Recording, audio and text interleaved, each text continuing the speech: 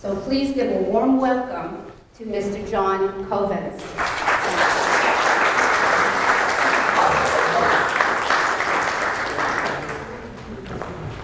Good morning, Lake Ridge Falls. Good morning, Lake Ridge Falls.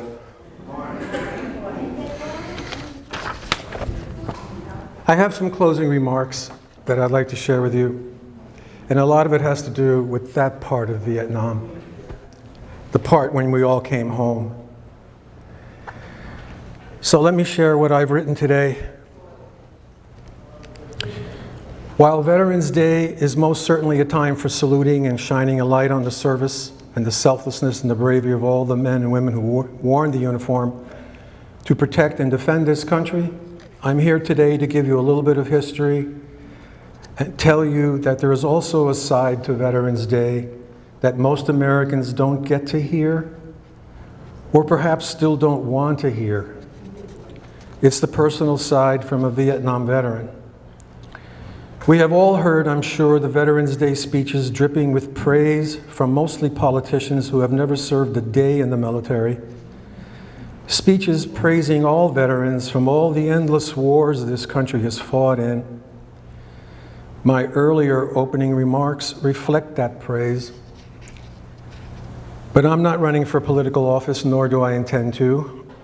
No, today in 2018, which is also the 50-year anniversary of the Tet Offensive, I want to present something from a different perspective, a perspective that you may not have heard yet from someone who was there and lived through it.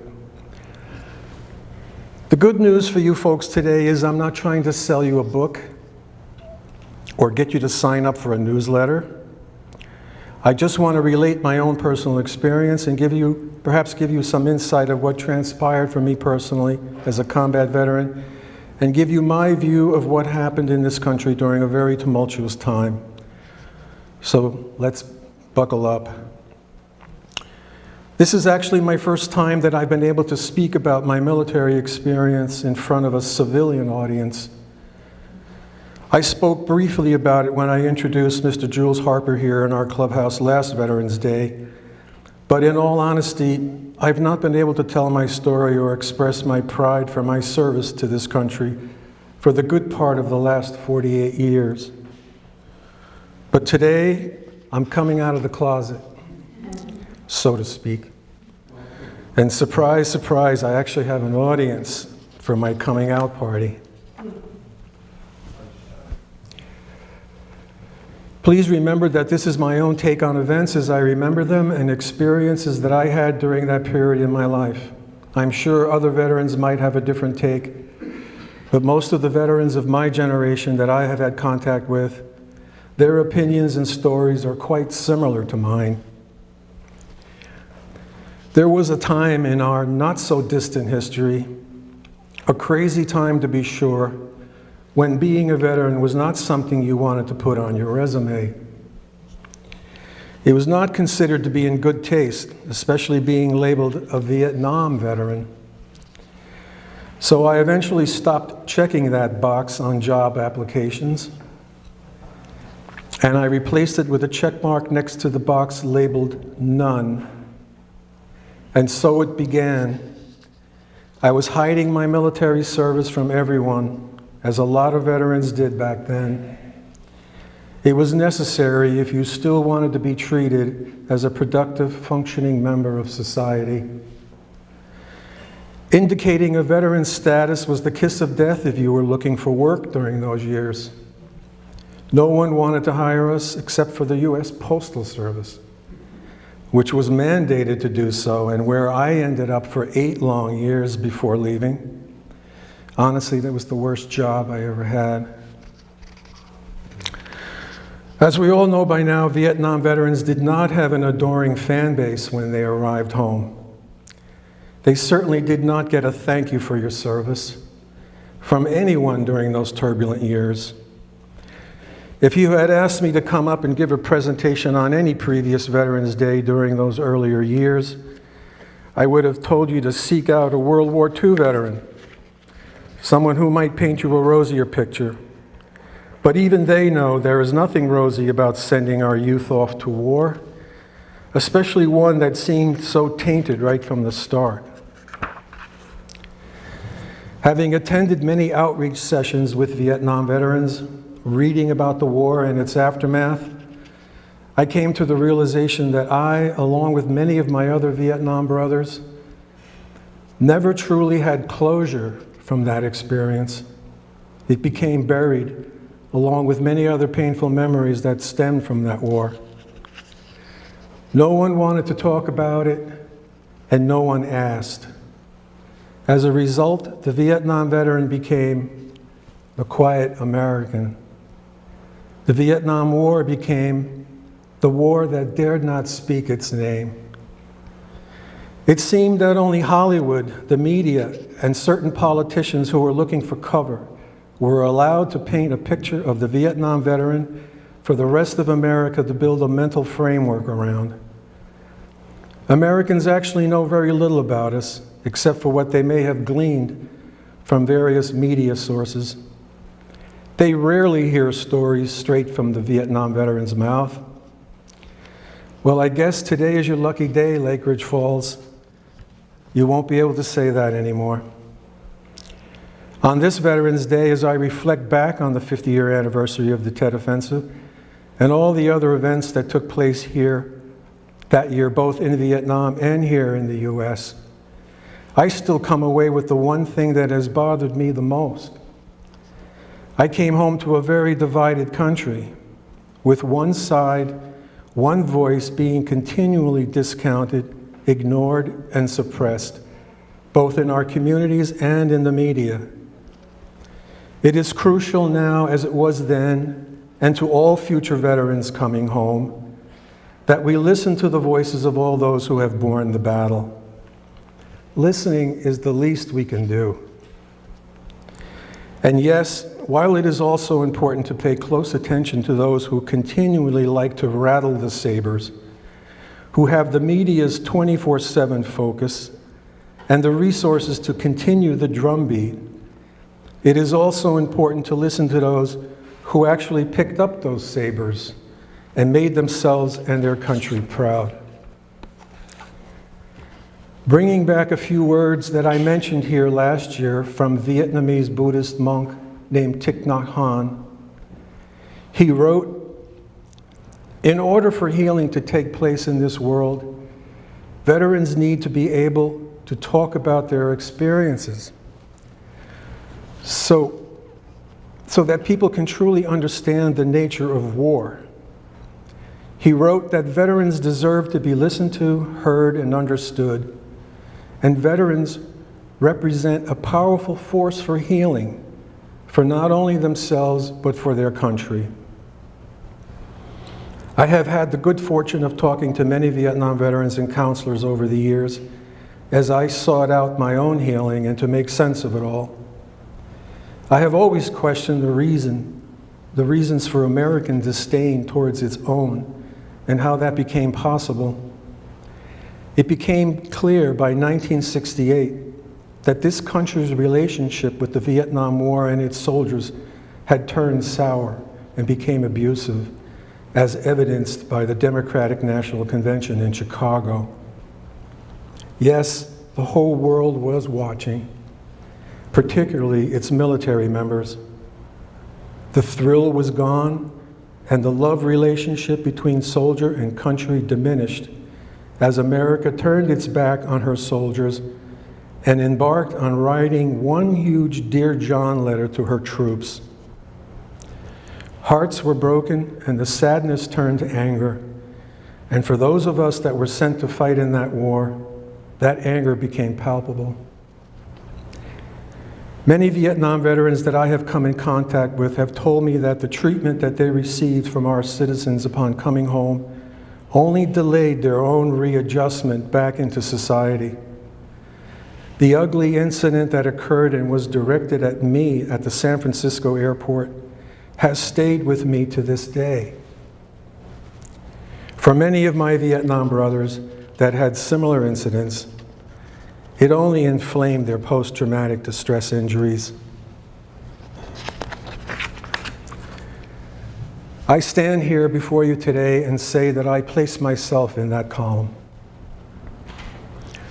I have also met some veterans that distrusted their government to the point that they never even bothered to get the help they earned and deserved from the Veterans Administration. We should all remember that the VA did not formally recognize PTSD until 1980 and did not begin recognizing diseases associated with the herbicide exposure, namely Agent Orange, until 1991. For many of our combat veterans, it was already too late, as the suicide rate during those early years was completely off the charts. I count my blessings that I had a mother who recognized that her son had readjustment issues that needed to be addressed and pushed him to get help. Thinking back on those earlier days in 1968, which was the year that I entered military service, I remember how young, naive, and impressionable I was. I can still hear my father's words about how service to this country was something to be admired, respected, and deserved recognition. In my family, going to fight the spread of communism made sense and was considered a worthy cause. Little did I and my fellow veterans know how that would all turn out. We are going on almost 50 years since the end of that war. I believe that we have all come to realize that the shaming that took place as Vietnam veterans were coming home was entirely misplaced. I've had to finally come to terms and make peace with that. I also believe the American people have come to realize and understand now that the blame for that war should never have been placed on the backs of soldiers who were doing nothing more than following orders. Because that's what soldiers do. They follow orders. What I think Americans miss is the fact that the Vietnam veteran did actually everything he was asked to do. He ended every skirmish, won every battle, and took every hill that he was ordered to take, and yet ends up taking the heat for losing the war. Let me say this in the best way I know how and in the strongest terms possible. We know who started the war. It was not the warrior. We know who lost the war. It was not the Vietnam veteran. From what I remember of early 1968, the infamous Tet Offensive was touted as a decisive military victory for the U.S. However, it appeared to be a decisive failure politically for President Johnson.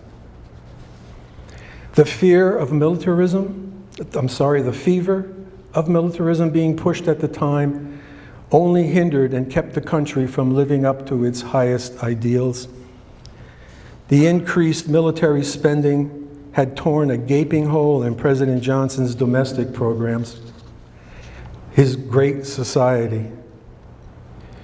We have seen in the past how strong the defense industry lobby is, so it should not go unnoticed that perhaps there were some underlying motives. Especially when you consider that former Defense Secretary Robert McNamara instituted a rigorous task force to study the Vietnam War and what the possible outcomes could be. That report later became known as the Pentagon Papers. The report revealed that Johnson knew as early as 1965 that the Vietnam War was unwinnable, and yet continued to send our young men and women off to Southeast Asia. Pray tell, who could possibly benefit from such a decision? President Johnson and his conscience decided not to seek re-election. It appeared to be another turning point in the war, causing the country to turn even further away from its soldiers and seeing them as losers, even though they hadn't lost a single battle. And then along came Richard Nixon, who promised that if elected, he would end the war in Vietnam. His former boss, President Eisenhower, had said the exact same thing about Korea. And some say the difference being that Eisenhower did it. But technically, we know the tension at the 38th parallel is real, and the war in Korea is really not over. So in 1968, many Americans voted for Nixon on the premise of him ending the war.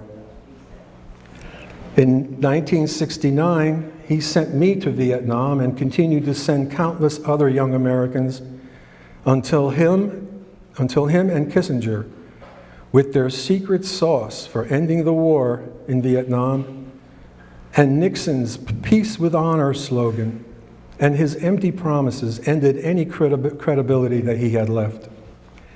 I guess he didn't read the report either.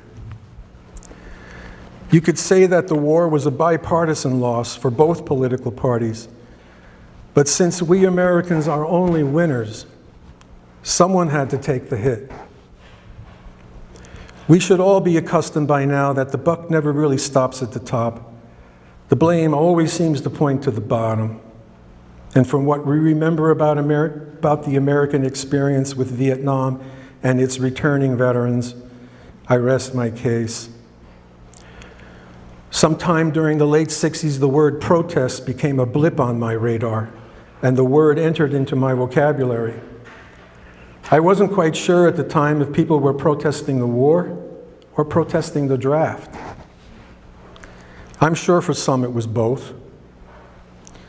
How many of us remember the first significant anti-war protest that began in the middle of April of 1967? That was the march of nearly 400,000 returning veterans who were members of the Vietnam Veterans Against the War. President Johnson became alarmed at those numbers and at the time called those veteran marchers mentally deranged.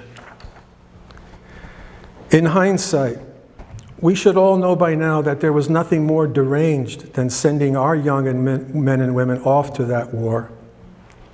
Nothing could be more deranged than deploying unlimited violence against the people of Vietnam for the declared purpose of protecting them from the menace of communism. Our country really needs to take a closer look at how we interpret and view the concept of protection and liberation. Operation Shock and Awe in Iraq is a perfect example. A year earlier, in 1966, Johnson himself said in his inaugural speech that to know war is to know that there is madness in this world.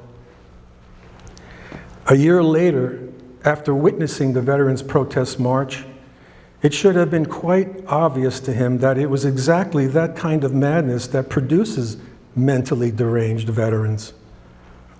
Contrast that with what Dr. Martin Luther King said the same year of the march.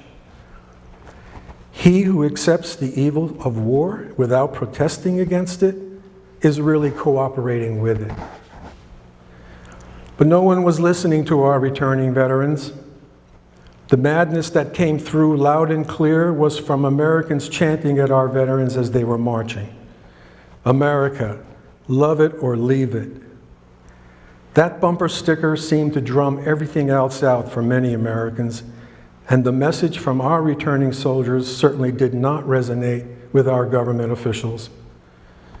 It should have been clear to everyone then that no one wanted peace and hated war more than those sons and daughters who were sent off to fight in one. And yes, Vietnam was a war, not a conflict or a police action that some politicians and veteran service organizations called it back then. Please allow me to explain that. In 1995, Vietnam released its official estimate of war dead. As many as 2 million civilians from both the North and the South perished in that war.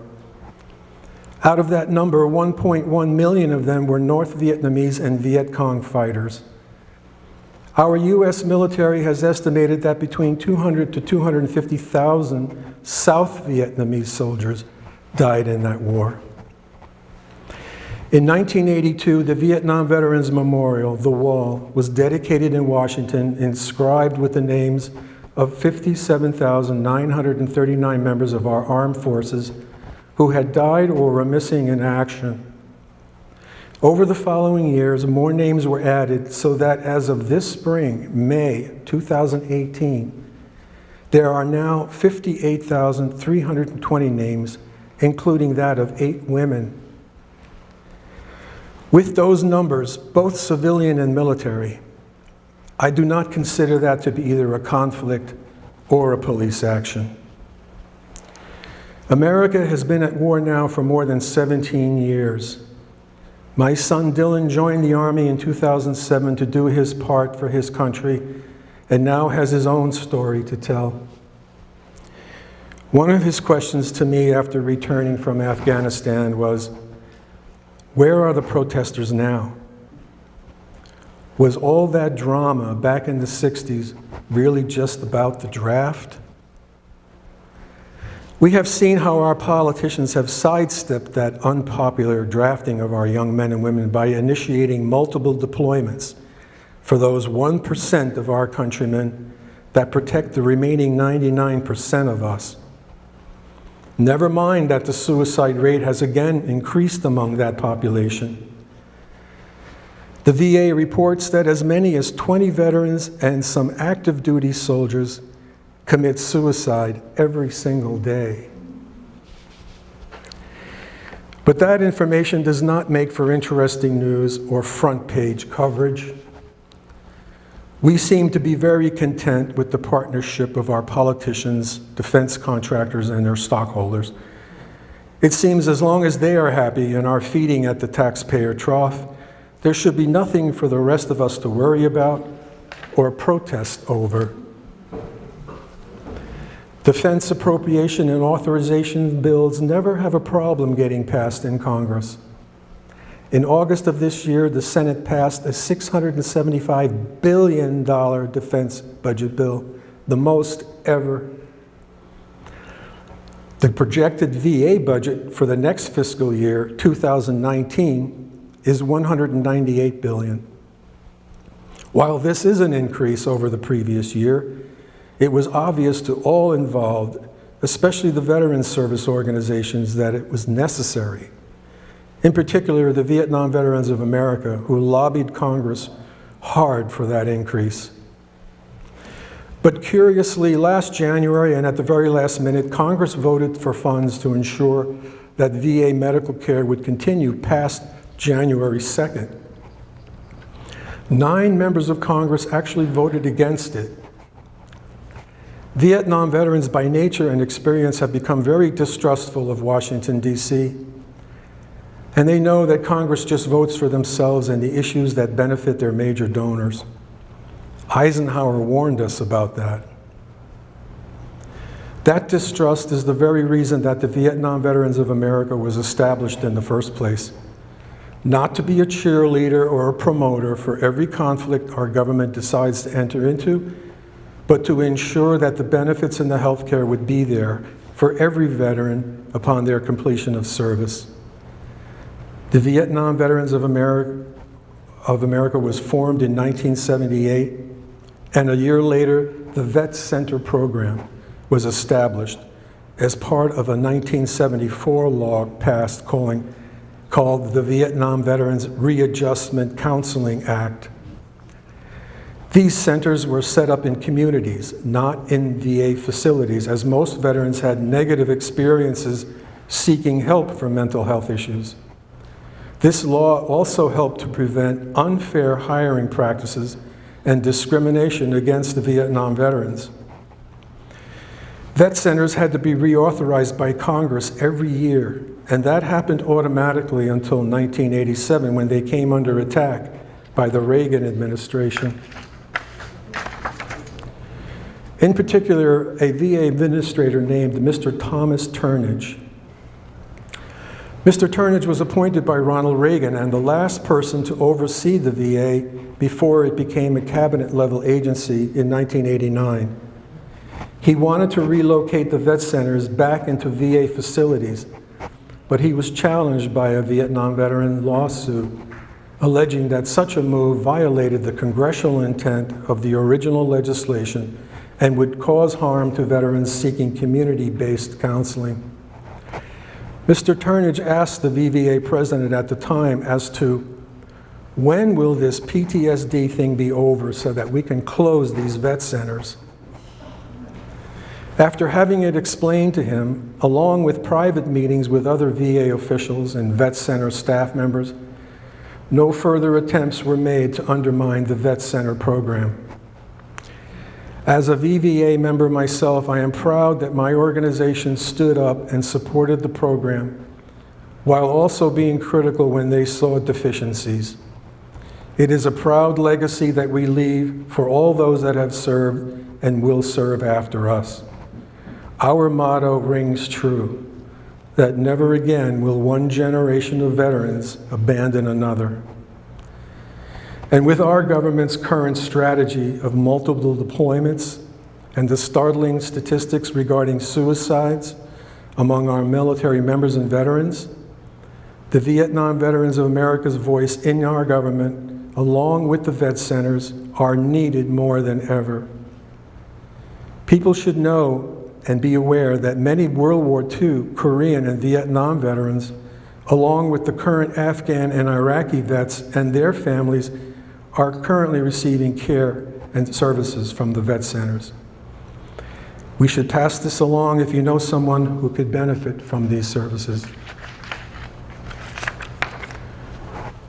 You know, every once in a while, our country gets an opportunity to take a good long look in the mirror, gaze at our reflection. History books point out to how we treated the indigenous people after the white man arrived here in America, how we treated African Americans after the Civil War when we supposedly gave them their freedom, how the Japanese Americans were treated during World War II, how the draft was conducted during the Vietnam War and how its veterans were treated when they were coming home. And even today, how we continue to treat women and people of color, and how we are currently treating immigrants who are seeking asylum and safety for themselves and their family. If there is one thing that America does seem to be really good at, it's the ability of her elected officials to point fingers and find villains where perhaps there really aren't any. They seem to have a knack of creating scapegoats when they see that their agenda does not meet the smell test, or when their voting constituencies catch on to them. It is my hope that with all that has transpired and with what we know now and are experiencing today, that the American people will not let their memories fail them. We, of all people, should know by now that nothing good can come from a government that has essentially become an arms dealer and as a result, a purveyor of chaos and violence. As Dr. King reminded us back in 1967, a nation that continues year after year to spend more money on military defense than on programs of social uplift is approaching spiritual death. Just like Eisenhower, Dr. King warned us of a time of endless war, when the U.S. would become entrapped in one overseas entanglement after another, while the gap at home between the rich and the poor continues to get even larger. We know now that the benefits of war goes only to those shareholders and profiteers who have a vested interest in it. The last people that should get the short end of the stick are the warriors who go off and fight for us. The American people need to remember the words of Eisenhower and Dr. King. They need to see through all the smoke and mirrors that the political fearmongers, with their divisive pro-war rhetoric, throw up at us. They need to put their politicians in Congress, along with their defense industry lobbyists, on notice that we know the powerful influence of their money that results in bad government policies and bad decisions. It should go without saying that in this day and age, the age of information, the age of the internet, that Americans have become smart enough and learned some valuable lessons from our recent history and have the spine to stand up against and put their politicians on notice that before sending generation after generation of our sons and daughters off to a faraway land to fight their wars, there better be a damn good reason. There better be a very clear mission statement. They better have the backs of our soldiers by giving them a light at the end of the tunnel, not multiple deployments.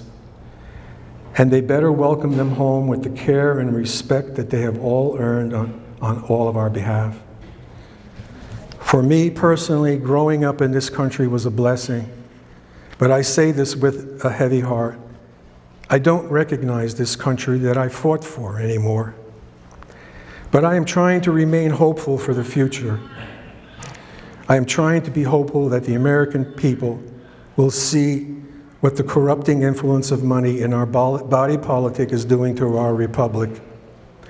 I am hopeful that the people take their right to vote seriously and understand that our elected representatives should work for us, not the special interests. Today, on this Veterans Day, I also have room in my heart for an abundance of gratitude just for being here with you all today and being able to tell my story. It's up to all of us to remember what Veterans Day was really all about and take that home with us.